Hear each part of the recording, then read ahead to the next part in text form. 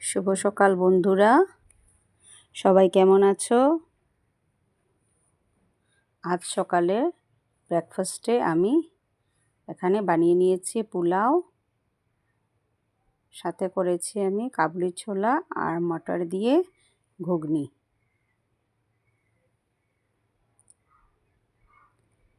কে কে ভালোবাসো বন্ধুরা এইভাবে পোলাও দিয়ে ঘুগনি খেতে?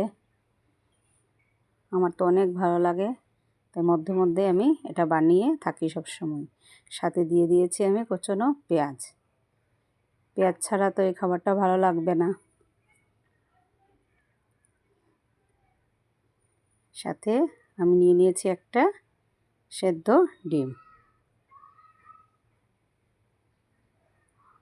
কেমন হয়েছে বন্ধুরা বলবে ব্রেকফাস্টটা।